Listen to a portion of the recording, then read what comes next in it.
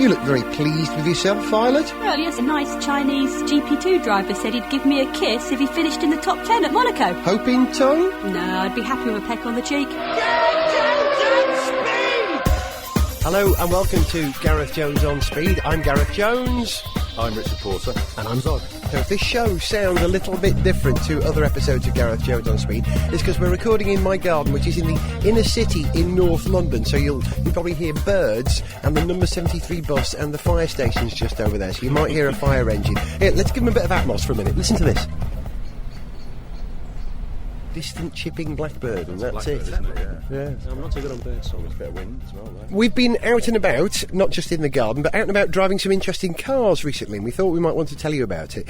I promised that I would have a Mini Clubman to review on this programme, and it happened. I had one for a week, and it was gorgeous, I have to say. It was a hot chocolate brown Mini Cooper S Clubman, which went like stink, didn't it, Zog? It did go like stink. I have to admit, when we first got on that car for our trip down to Brands Hatch, I didn't think we were going to make that first corner, but it really hung on remarkably well. Much like Fisher Keller in the Turkish Grand Prix. I was astonished at how planted this car was. Now, Richard, maybe you remember this, but I remember when they first talked about the Cooper S coming out, reading something in a magazine about how the Cooper S had gone round the Nürburgring quicker than some Porsches. Do you remember reading that fact? Yes. I was just saying to Zog, while you were setting up the gubbins here for the recording, that I remember driving the very first new Mini, just a normal Cooper one, and going into a roundabout a little bit hot by accident and thinking, well, you know, I'm going to understeer, it's manageable, that's okay, lift off, be all right. And it didn't understeer. There was a little chirrup from the tyres, but they didn't actually let go, and it just went round. And that was just the Cooper on smaller tyres, and I was like, God, this thing's quite sorted, particularly for a front-wheel drive car. The wheelbase is different on the hatchback new Mini to the Clubman. It's still not a very big car. Well, by Mini standards, original Mini standards, it's enormous. But by modern car standards, it's quite short, isn't it? But I think the thing is about that new Mini, when the original new Mini came out, everybody's going, oh, it's huge, it's huge. I heard someone going, oh, it's the size of a Golf. And it was actually shorter than a Ford Ka. Is that right?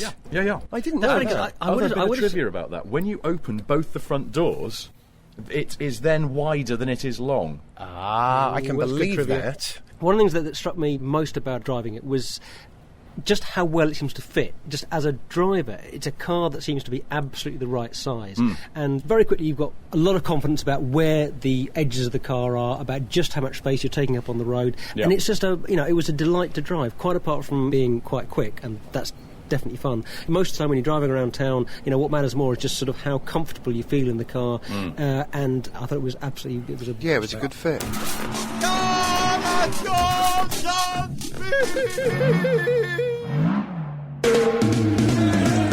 Welcome one, welcome all in a Robot-Up Motorsport dance hall. Right up now, on the stage for your delectation in this nation. Him, them Lord God of them FIA. Hear him now, MC Maxi Mosley Priest.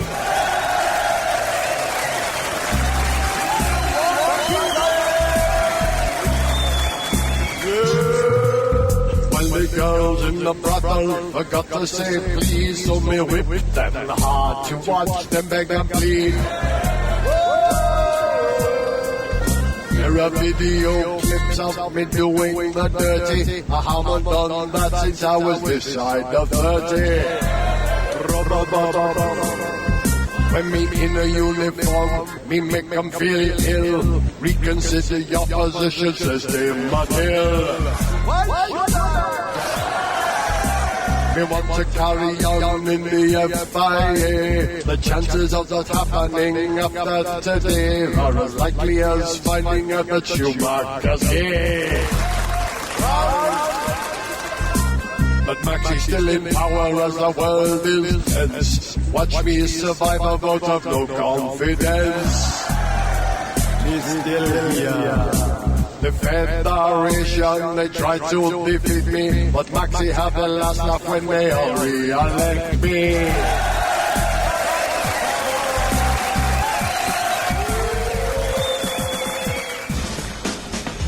Gareth Jones on speed. Really, really fast. Yeah, really fast.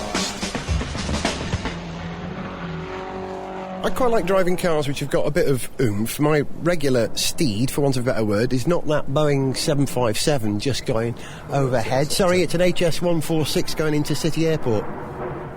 Scandinavian Airlines. Isn't that one of the most reliable small aircraft? And one of the quietest, apparently, as well. Wow, the shadow of the plane just went over there. That was really weird. Whoa. right over us. My regular steed is an old, now, Toyota Sora. It's got a 3-litre straight-six engine with variable valve timing. It's got plenty of oomph, and I'm used to driving quickly. But that Mini Cooper was quicker than every way. It had a higher top speed, which I can verify. It had more accelerative powers, and it goes round corners quicker. I found it enormously satisfying, because my whole reason for getting this car was that a lot of my driving these days is ferrying my children around locally here in North London. I don't like the idea of driving my big fat car for those sort of purposes. And talking of fat cars, we're coming to your new car presently, Richard. So I thought, could I live with a Mini Clubman? And the resounding answer is absolutely yes, but I need a long roof box for it so I can get all the camping stuff in that we need now. Can I ask, though, did you not find certain elements of it? Now, I've not driven the Clubman, but I have driven the new-shaped Cooper S. Did you not find some elements of it annoying? Like the key, for example. It's counterintuitive. Yes. You have to push the key in to get it out. Yeah, but also, you have to you put it in, you can't see the slot because the steering wheel's in the way. The little dongle thing only goes in one way up. It won't go in the other way. Yeah. And then you've got to push the start button. So it takes like twice as long as starting a car with, say, a key. Yeah, which seems to have worked perfectly nice well. simple, Yeah. intuitive, yeah. If that is the biggest problem with the car, it's not a problem, ultimately. I haven't finished yet. The stalks. Those stalks that don't have dentants on them, so they don't, you click the stalk on a normal car and it moves its position up to say turn the wipers on, turn the indicators on. That's gone to that system that was pioneered on the Vauxhall VXR8, and you now, tap it. Yeah, and is now on BMW 5 Series and stuff. Yep. Got it, and I just thought it worked particularly badly in the Mini. Is that just not being overly familiar with the other system? Is this not, because I mean, on my first impressions, I didn't mind that, and I thought I would get used to it, but I haven't tried living with it for more than a couple of hours. So yeah, I had a Cooper S for a week, and I thought I won't judge it yet. I'll get used to this, and I'll get used to the key.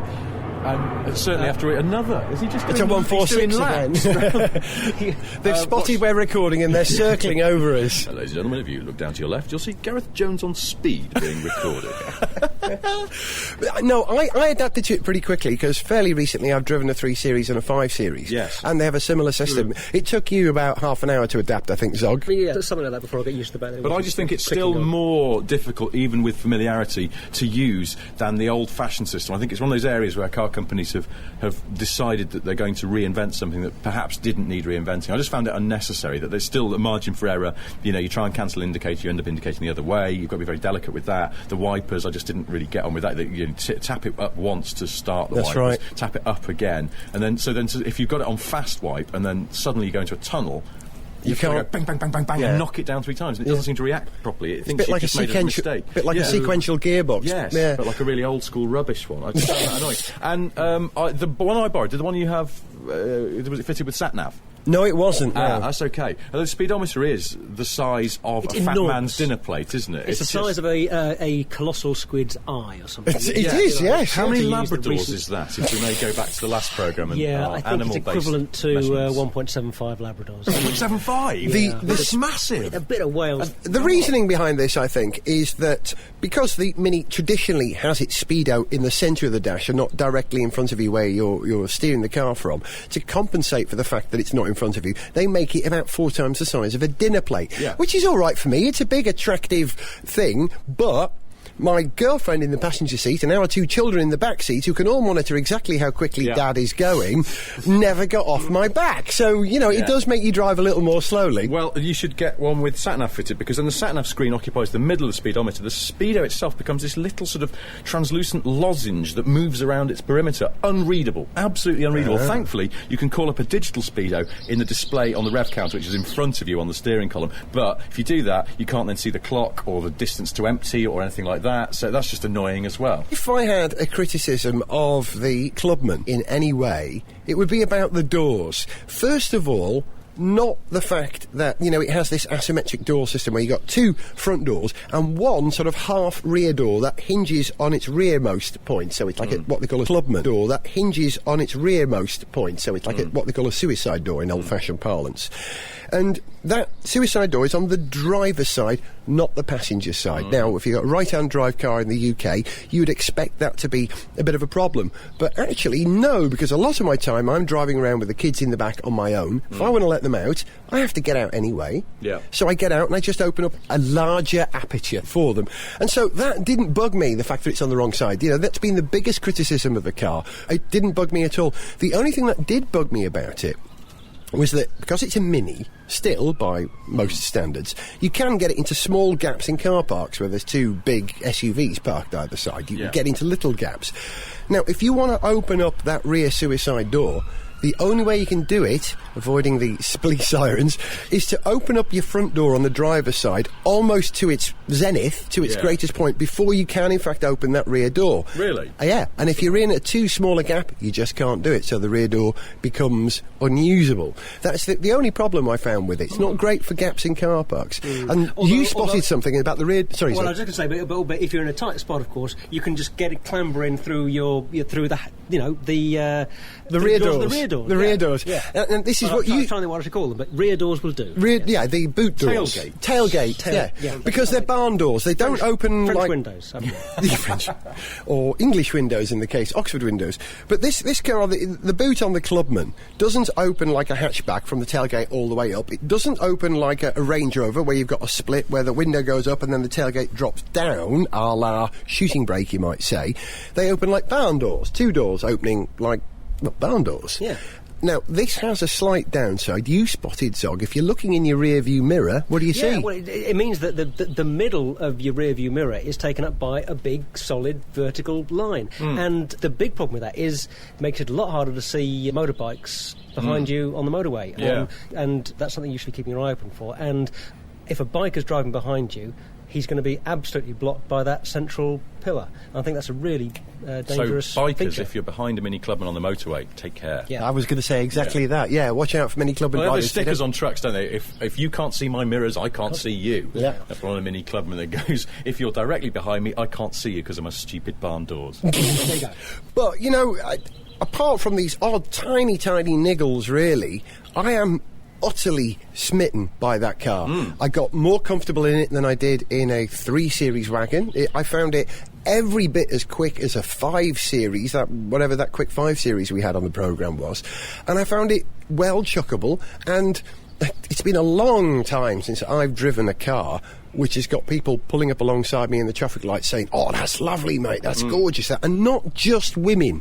Women liked it because of the colour. It was this gorgeous chocolate brown, I think, and they look, "Oh, it's cute," they kept saying to me. Isn't it nice? seen You had a those theory about round. the colour, didn't you, Richard? Well, the thing is, I've Tell seen, you- because that's a Clubman-only colour, and I think, you describe it to someone, it's brown, it's metallic brown, but in real life, it's a fabulous colour. The only problem is, every time I see a Mini painted in that colour, I suddenly get this urge to eat chocolate. It makes me want, I was saying to Zog, it makes me want like Chocolate Angel Delight, or something. Nice. Very specific. We were talking about this while you were in the house. We were talking about this, and I was thinking on the way home I might try and buy some Chocolate Angel Delight, but then I probably find it's really horrid. Well, Chocolate mousse, I think that's what I want. Or they really. stopped making it in 1994 or something. Yeah, they along with Ice Magic. If you want to get a strange desire to eat any chocolate-based food stuff now, go to our website, www.garethjones.tv, and there's a picture of the Clubman there. In fact, what I might do is make this show available with some extra pictures as well as an enhanced podcast, and I'll put some pictures of the Clubman on there. We'll see. Maybe you do that, maybe I won't. The Mini Clubman, of all the things I want to say about it before we move on to something else, I have one major criticism of it. Which is? It's not a Clubman. Because the Clubman had was the one with the wooden. The Clubman had that was sort of the more Traveller. square front, didn't it? Yeah. It's a conventional Mini. It is a Mini Traveller, or the Mini Countryman, I believe the original car was called, like the Morris Traveller. They should do it with wood down the side. Why did they call it a Clubman? Traveller, you made this observation, Zog, that it meets with the whole Mini Adventure advertising campaign. Yeah, well, it does. I mean, because you say, it's a Mini Adventure Traveller. surely that ties into that beautifully. You know, adventurer, I just think Traveller's a bit of an old-fashioned name. It reminds me of Morris Traveller and sort of people in the 50s palping along, district nurses in Morris Minors and things. I just think Clubman's a better name. Clubman's a bit more sort of sophisticated. Yeah, a bit more Clubman, let's go to my club, man. Yeah, maybe. Oh, we were talking about last night that no one ever says discotheque anymore, do they? So there's a one for you, BMW, the Mini Discotheque. Bring it right back. It's retro brown colour, the Mini Disco. Yeah. There's something very 70s about this car. Yeah. Just the fact that it was a Mini, just the fact that it was brown, that it was a sort of a Mini Countryman or a Mini Traveller. Never have I driven a car in which I most wanted to listen to Slade or T-Rex. In fact, which is what I did. I even drove my car through Barnes to go past the place where... When have you ever driven a car without wanting to play That's Slade true, or actually. T-Rex? I do listen to a lot of Slade and T-Rex, yeah.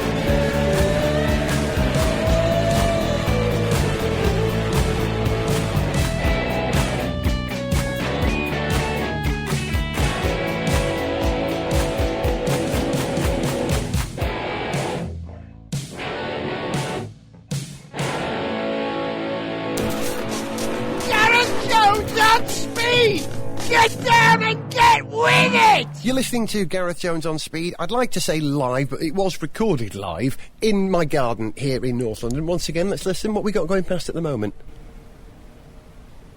Sounds like a There's plane, Turkish there's a parade plane, or another yeah, there's a plane. plane somewhere up there. I can see the moon. This is really idyllic. yeah. In case you think this is just a sound effects CD playing in the background, it's not. There's a pigeon just flown over into a tree. Is that wisteria there? All It is hanging down? wisteria, yes. Wisteria. There's Yeah. a cat asleep on the roof behind us. It's really nice, and it's a beautiful day here in London. So. We just need somebody to kind of walk up a gravel path and open a creaky door. Yes. Do you know what I'd like to do, Richard? Can we do it now? What? I'm going to send you through the house, Yes. out to the front of the house now, Yes. and I want you to start up your car. Ooh. I And- think you might be disappointed, but let me give it a go. Okay. All right, keep talking. We'll keep talking. We're doing this in the You name have of to science, folks. go This is upstairs to get your keys. A live experiment. You see, Richard's got this rather interesting new car, which he hasn't modified the exhaust yet, but he's going to modify the exhaust. And I want to know why he needs to modify the exhaust on this car when this thing has got something like a 6-litre V8 engine, and it should sound Sound fantastic pretty good as it is. out of the box. Yeah. So we're gonna give a demonstration of what this car sounds like out of the box, albeit with a microphone that's positioned about how far would you say we are from Well, the the car? About 25 yards or so. Yeah, 20 metres, I'd say. 20 to 25 metres. And we've got a little semi-detached Victorian house in between us and where the car is parked out the front. Yeah. So hopefully he will start it up and rev it. We'll remain quiet now so we can hear it. Right on cue. Did you hear that? It went vraj. Tell you what, let's go out the front and record it. Come on. Gareth goes up speed! Brief, quiet intermission! Right, so we've walked through the house now out the front of my house here in North London. Richard's in his car, you've turned it off. Oh, yeah. Do you want me to turn it back on again? Yeah, we did actually hear that. Did you? Out there. Now, hang on, we'll just wait for this Mercedes A-Class to stop its engine. I'm going to go out the back and record your tailpipe as it is. Right, and hang on a minute. Hang on, here we go. We'll wait for the A-Class to finish. This is a Vauxhall VXR8, or a Holden VXR8, I think it's called in Australia. OK, Richard, spark it up.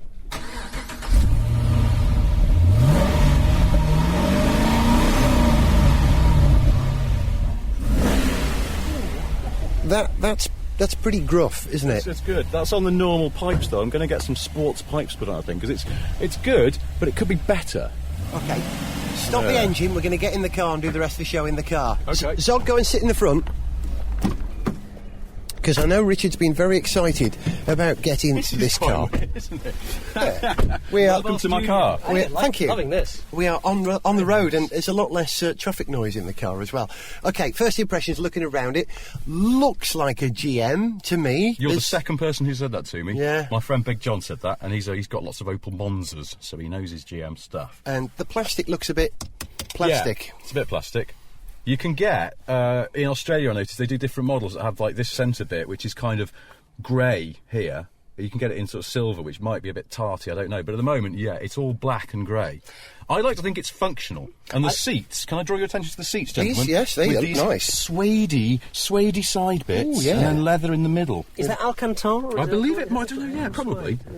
And I like your I like the dash. I like the design of the red and black on white and the Well, font they've chosen for the Speedo and everything. I'm not so quite like keen. that. I like the. Oh, you see. No, this is one of the things I don't like about Gotta it. put the There's not seatbelt much on. I don't like about it. Look, I've just put my belt on to stop it binging as soon as you turn the ignition on. Yeah. Give me a minute to put my belt on. Absolutely, yeah. So, if I put the lights on, you might not be able to see this, but look, the petrol gauge and the temp gauge, for some reason, are the only dials that are sort of old school black with white markings. They look really sweet when they're lit up at night. The Speedo, the rev counter, I've got this bank of gauges in the middle that do my battery volts, or whatever's coming off the alternator, and oil temperature and pressure and pressure, temp. yeah. And they're also white with red markings, and I think they're a little bit tarty. I mean, I've got to say, they superficially they look good in the daylight, but Yeah. I'll take your word for it that they're not Not so so hot. good. But these are minor quibbles, because overall, this car is fantastic. It is such a proper, old-fashioned, manly car. It's so meaty. A 6-litre V8, obviously, that's quite a dominating thing. But the rest of it, you wouldn't believe how much you can chuck it around for a big Yeah. car. That's what I was going to say. Does the performance of the chassis match the outrageous performance of what is in fact a Corvette engine under the bonnet, Yeah, isn't it? yeah, it is. It's LS2, the GM LS2 engine. which they put into lots of things, but I think we're going to have you pop the bonnet in a minute so we can look under there, which won't make great radio, but we're going to enjoy it. It won't make great radio, no, but we can go ooh ah at the sheer scale of it. But yeah, apart from that, and look, you've got this steering wheel, right? Which is quite big. It's got this nice flat bottom bit on it, but the wheel itself is quite large in diameter, and the rim's quite fat. But it's absolutely in tune with the way this car drives. It's a big car. You've got this big wheel. You feel like every time you drive it, if you're wearing a long sleeve shirt or something, you want to roll your sleeves up. It's that kind of car. You're like, right, let's get stuck in. That's it for Gareth Jones on Speed for the moment, while we carry on talking about Richard's new car. You'll hear lots about it on the show over the next 12 months, and we're not going to finish with a song today. Instead, we're going to finish with a different kind of music. Here's the sound of Richard's car once again. Bye, guys. Bye-bye. Bye.